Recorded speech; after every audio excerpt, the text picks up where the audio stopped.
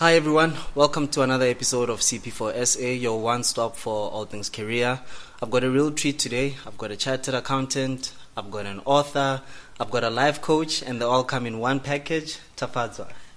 Hi Tafi. Wow, oh my goodness, that intro. Hi Tabang. No pressure, no pressure. How are you?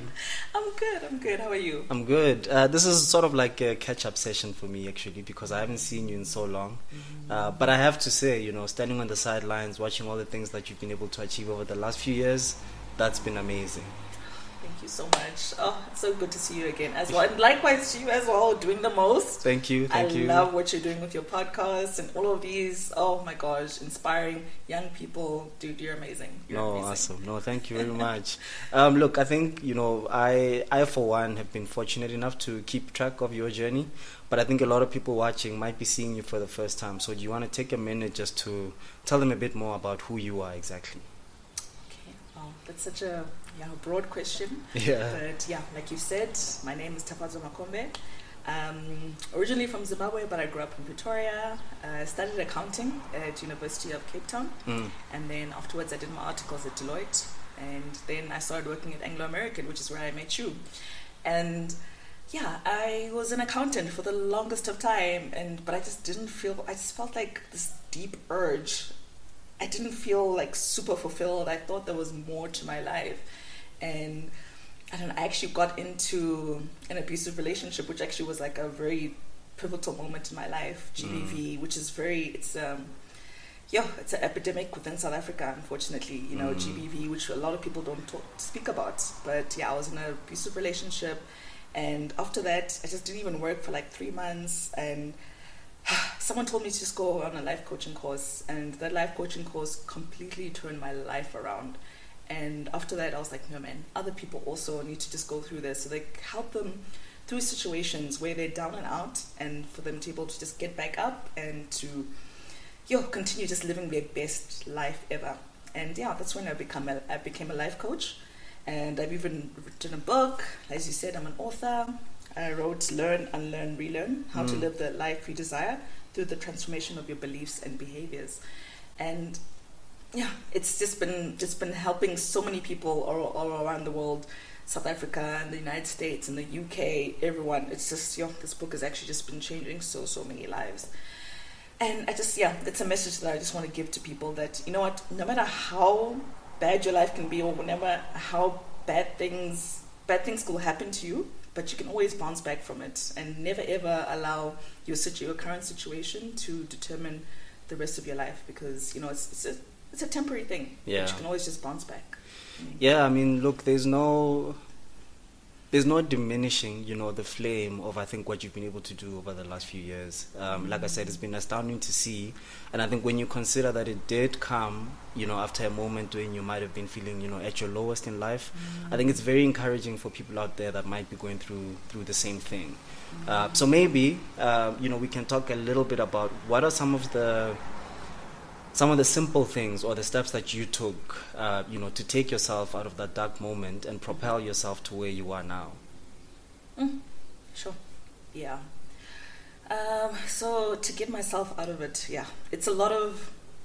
That's why I actually, the subtitle is How to Live the Life Through the Transformation of Your Beliefs and Behaviors. It's about transforming what you believe, and I think that's the key with everything. What did I believe? Because for me, after being in an abusive relationship where someone would just put me down all the time, I believed that I was worthless, I was not beautiful, or I felt like, I couldn't succumb to anything. But I had to transform those beliefs and, really get into my subconscious mind and understand that, listen, okay, anything is possible for you, and you are beautiful, you are smart, you are great.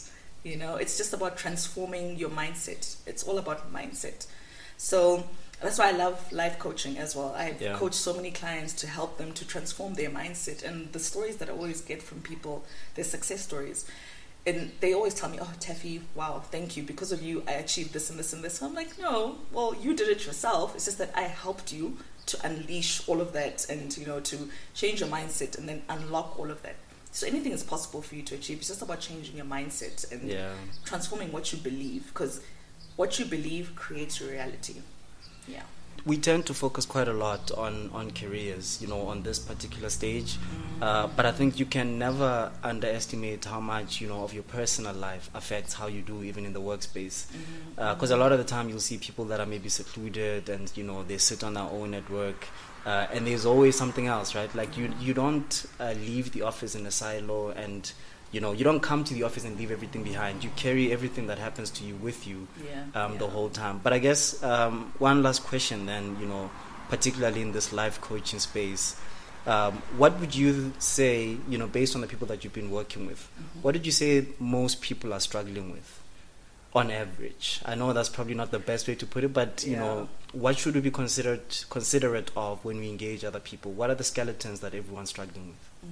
Okay, well, number one, definitely it's public speaking. That's also one of my biggest clientele. They love to come to me about public speaking, because I was just saying about, you know, coming to work.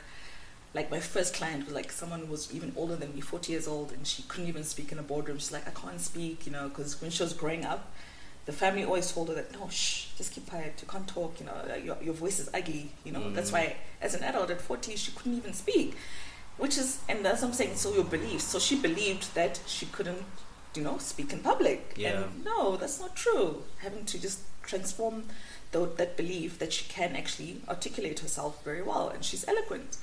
But apart from that, it's self-worth. It's always self-worth. People don't believe that they're enough. And you are enough. You are great. You are enough. No matter what anyone has told you, no matter what even your family has told you, that you are nothing, all of that, you are enough. That's that's the same theme that everyone has, that's been my clients. Very encouraging. You see, now we've become a motivational episode. This is what happens. Every episode sort of molds to the guest that I have every week. It's quite cool. And I don't like people calling me a motivational speaker. I'm like, guys, I'm not a motivational speaker. I'm not.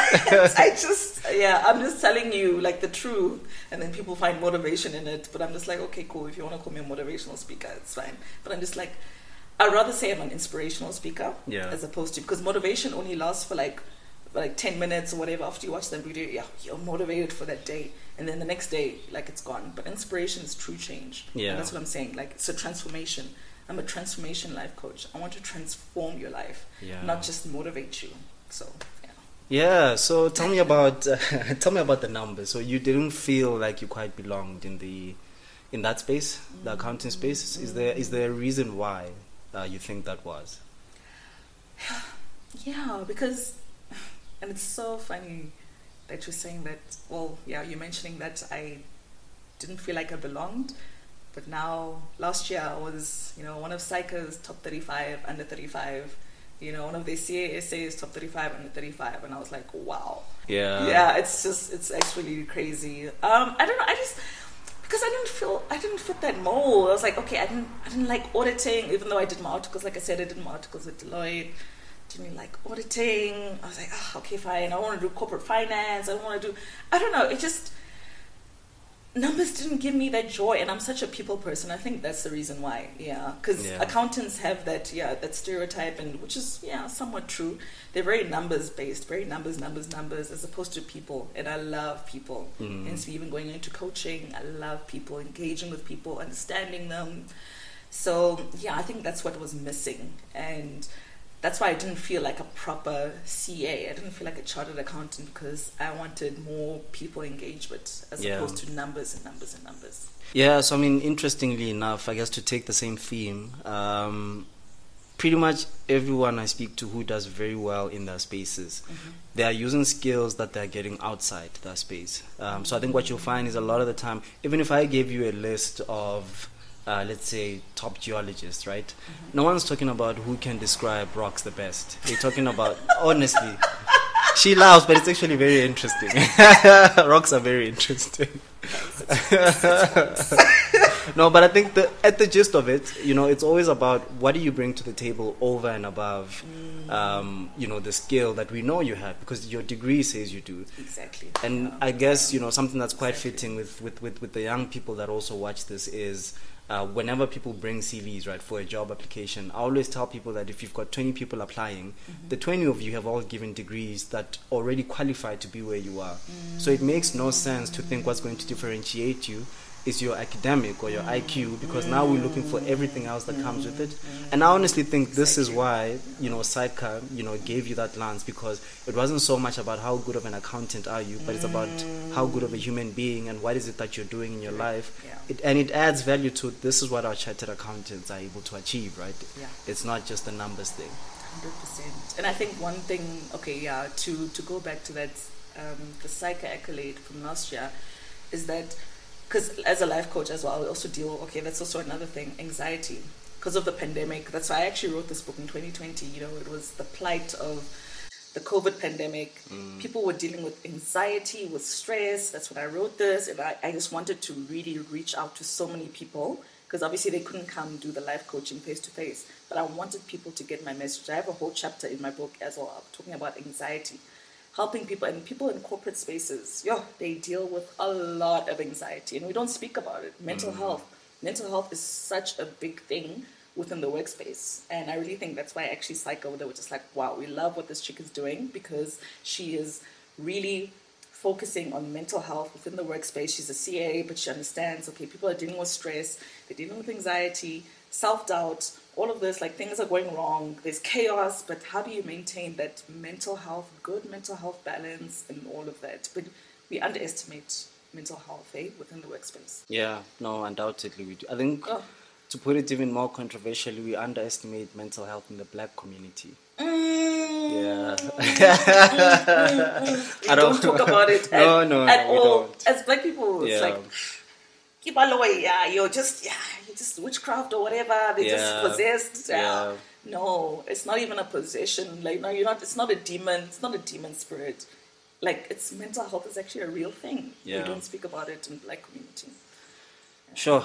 Yeah. No, you've got my wheels turning around. You know, some of the struggles that people go through overall. But I guess now, if somebody's watching this and they think, you know what, I think I've gone through experiences, I think I've got a story to tell, and perhaps I could also find myself coaching people, what advice would you give to someone who thinks, you know, they want to see themselves better in the lives of other people by, you know, advising them?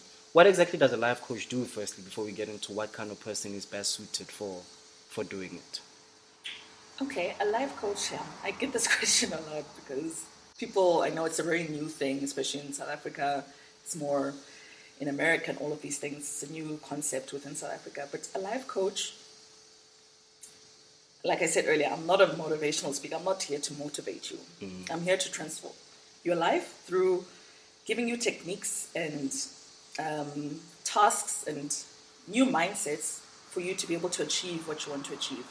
Because all of us, we have a life that we want to live, whether it's like relationship-wise, business-wise, career-wise, anything, self-development, maybe weight loss, you know, all of those things. But how do you get from where you are now to achieving those? And a life coach helps you with that, because you have a coach, you know, even soccer players, all of the best soccer players or, you know, athletes have a coach. There's someone that is coaching you to be like, okay, do this and this and this, do those exercises, do this and this and this, and that's how you're going to get from here to there. Cristiano Ronaldo has a coach, you know, everyone that's great, even the top CEOs of Forbes, like, they all have coaches. They all have life coaches, actually. People don't know that. To get you to be great, you need a life coach. And that's what a life coach does. They help you to be able to get from where you are to where you want to be, basically. So we're not therapists. We're not here to listen to your problems and to be like, okay, all right. But we actually help you to do those necessary steps to get to where you want to be. Yeah, and what kind of individuals do you think are best suited to be life coaches? Anyone. Literally anyone. You were saying, what advice would I give to someone that wants to be a life coach? You, as a person, have a story to tell. And people always be shocked by me. They're like, oh, no, because how I started life coaching, like I said, is because of the GBV. And I was down and out. And people will be shocked. They're like, oh, no, you're a CA. How could this happen to you? Okay, GBV does not discriminate. It does not choose whether you're educated or non-educated, poor, rich. There's people in the Sandton being beaten, guys. So you have a story to tell. Everyone has a story to tell. And because you've overcome your lowest of lowest moments, and you've overcome that, you can be a life coach, because that's what it is. Just helping people to overcome their lowest moments, and then helping them to become greater and to just rise above, which is actually, that's the slogan, because I started the company Elevate Transformation Coaching, and then the slogan is Rise Above. And literally that's what I teach people and I coach people on, rising above. How do you rise above your low moments? And so literally anyone can be a life coach. Anyone. No, that's good to know. I think it's always good when we can connect, the person sitting in the chair and the person at home, to say, it's not that big of a distance to go from there to, being here. So what about the author side of you? So how did that come about? How did you get to writing a book? And if somebody, like you said, everyone has a story to tell. If somebody thinks that story is worth, getting into hard pages as well, what advice do you give them into getting it, where your book has gotten? Writing a book, easy. But I think it made it easier because it was the pandemic, COVID 2020, and it feels like it's been since 2010. I know what you mean. This pandemic has been going on. It's been going on, but 2020. So I think I had more spare time, inverted commas, spare time at home. So that's why I was really, because I stayed by myself, so I was like, okay, fine, let's sit down, let's write this. Because I had so many thoughts, so many ideas. And like I said, I wanted to reach out to people. I wanted people to get my transformation techniques and messages and all of that. And I've said, like I told you, so many people, they've told me that your book has transformed my life. And that's what I wanted. I'm actually really proud of this book because it's made such an impact in so many lives. But just sit down with yourself and literally every day write down those thoughts. And it's hard because sometimes you get writer's block and all of that. But I really had a great publisher. Like, he really helped me a lot with the writing process, how to structure the book and all of that. And I think that's what stops people from actually releasing their books and all of that, because they feel like, I'm going to have writer's block and I don't know what to say. But he was really great in the writing process. So just write, because a lot of people, they always, when I tell them I'm an author, they're like, oh I also want to write a book. And I'm like, but why didn't you? Yeah. That's why you need life coaches. You see, like, hey, to get you from I wanted to I did it. Yeah. So they always tell me, they're like, oh, I want to write a book. I wanted to. And I'm like, no, man. But just sit down with yourself, write down your thoughts, all of that, and just, be dedicated, because it took me a month. So it was a month that I had to dedicate every day writing out, typing out, and 11 chapters later, I have a book. No, so that's awesome. I think, funny enough, whenever I sit down with some of the men that I have, across my life, because we tend to have these conversations, right? Just to talk about the history of being black, the history of who we are. And one of our main, not criticisms, but one of our main regrets is that we don't have a lot of literature to look back on, what our people's lives were like at the time that they were living it. So I love, the new generation of black people that are writing these books, telling you about their lives, telling you about their struggles, because, hey, in the future, when people look back, they might be able to relate and realize that, we're not so different. Yeah. But at the same time, see where we've grown, where we've come from. So, I hope this is inspiring people to say, what, let me find a way to also tell my story and write it down. Definitely. And actually, now that you're saying about black authors, there was a publisher that actually came to me, and they bought like a lot of my books, and then they even submitted my book into like a young writers program, because they were saying we need more black female writers. Yeah, we don't have black female writers. Sounds and surprising. I was just like, sure. I was like, actually, He even asked me, he's like, do you know more black female writers? And I was like, I actually don't know. Other black female writers, which is so bad. I'm like, no, we need more black female writers. I'm sorry, now I'm being even feminist here. But yes, we need more black female writers. Yeah. Just sharing their stories and just writing. Okay, so what came first? Did you have the idea for the book and then start writing, then go on to find a publisher? Or did you think, I want to write a book, then find a publisher and get started? So when does the publisher come into the picture? It was... that's a good question, actually. I had the idea. It was always an idea, but then the publisher, so he's an old, very old school friend that I went to high school with, and he's, like I said, he's a publisher, so he's already written his own 3 books, and he's helped other people to publish books. And then I actually saw the impact of how the books actually impacted people. And then that's when I got the idea, like, actually, why don't I just write a book? Because I actually want to, impact people. How do I impact people even more? Writing a book. So I always had the knowledge and all of the ideas and all of the techniques, like I said. But yeah, it was just the idea. After seeing the impact that the books that he's published had on other people, that's when I had the idea that, okay, fine, let me actually just write this down and then publish. Yeah. Okay, perfect. So we've touched on life coaching, we've touched on the author aspect. The next one, as you know, will have to be chartered accounting. Well, let's take it back to the beginning. Firstly, what inspired you to think, let me go and get a chartered accounting degree or an auditing degree or whatever you want to call it? I'm not sure, because I always hear different. Yeah. What inspired you to go that way? I was not inspired at all. As you know, Black communities, they're like, hey, you must be a lawyer, a doctor, or an engineer, or an accountant. Yeah. So my dad he forced me. He was like, you're going to be an accountant. And I didn't want to do accounting at all. But he forced me to do it. By God's grace, I passed. And I made it as an accountant. Because, and I understand why. Because I think, in Black families, I understand, because we came from poor backgrounds, and he just wanted the best for me, which I completely understand. And as a CA, you do have a comfortable life. You're guaranteed a job and stable income and all of those things, which is great. But like I said, I wasn't fulfilled. I wasn't really fulfilled.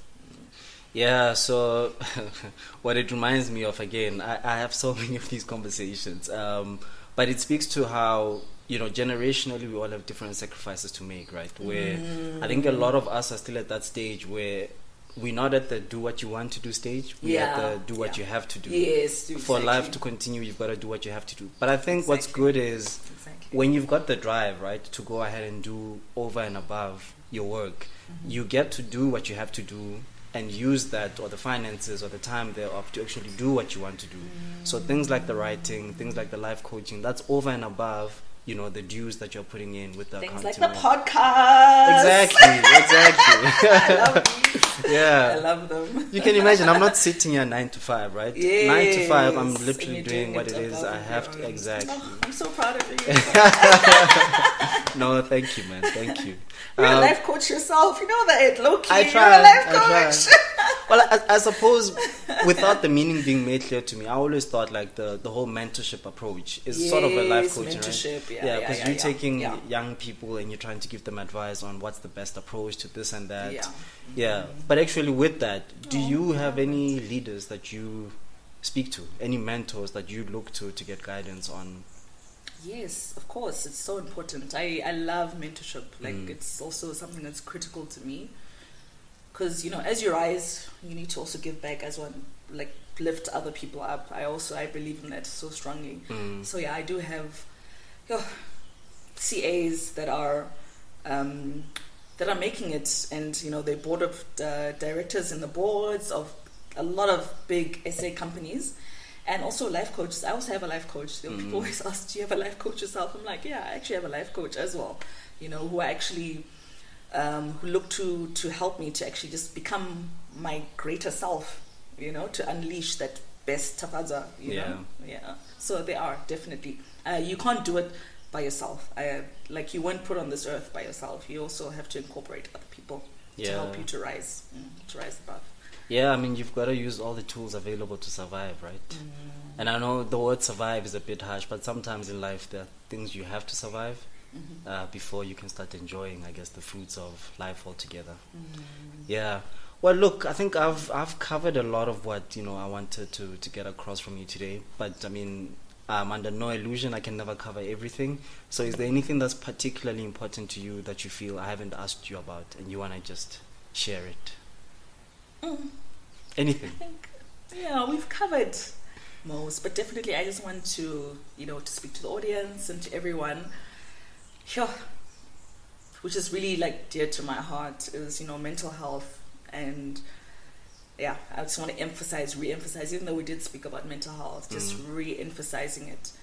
Because I know, especially with the pandemic, a lot of people have been committing suicide even. It's been really, really tough. But no matter how tough life gets, you can make it. You can really bounce back from it. And it's a promise, you know, like you will never ever be put through something that you cannot survive. But it's just all about the mindset and how your willpower to overcome it. And that's why I'm so passionate about life coaching, because I help people to overcome things, and then they're so shocked afterwards, like, oh my gosh, thanks, Taffy. And I'm like, but it was always within you. I just helped you to, you know, bring it out. So yeah, I just want to re-emphasize that you must believe in yourself, and that, you know what, this dark time, what did they say? Yeah, it's always darkest before dawn. And, you know, it will literally, you're going to see the dawn. You will see it. Just stay strong and persevere. That's your message.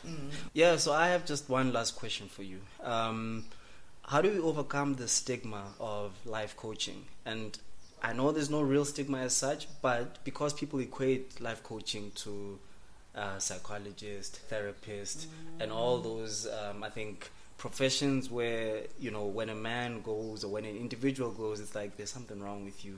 Is this why you need that? So I think it's the same as, you know, whether it be life coaching or professional work coaching, which I myself have received in the past before.